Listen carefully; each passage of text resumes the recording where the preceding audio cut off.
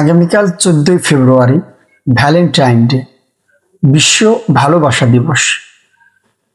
এটা কোনো মুসলমানের সংস্কৃতি হতে পারে না। এটি একটি সম্পূর্ণ পশ্চিমা সংস্কৃতি, ওয়েস্টার্ন কালচার।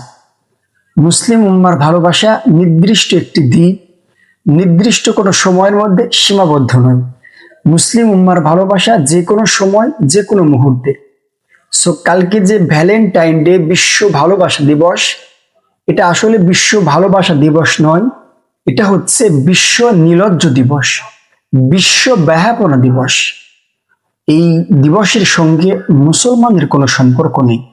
কোনো মুসলমানের সন্তান 14ই ফেব্রুয়ারি ভ্যালেন্টাইন ডে এই দিবস পালন করতে পারে না।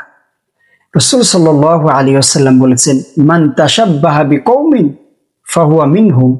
যে ব্যক্তি, যে জাতি, যে উম্মাহ, যে সম্প্রদায় যাদের সাদৃশ্য গ্রহণ করবে, কিয়ামতের কঠিন ময়দানে আল্লাহ তাদেরকে তাদের সঙ্গে উত্থাপিত করবেন, তাদের সঙ্গে উঠাবেন।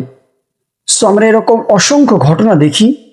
ঢাকা মেডিকেল কলেজের ডাস্টবিনে শিশু বাচ্চার লাশ পাওয়া যায়।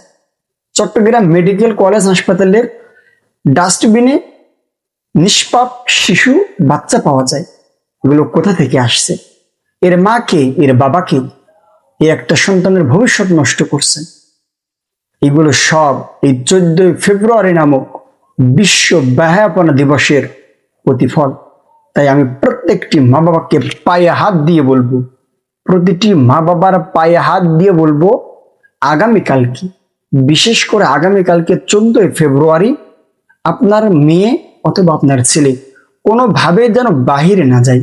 অবশ্যই আপনি লক্ষ্য রাখবেন।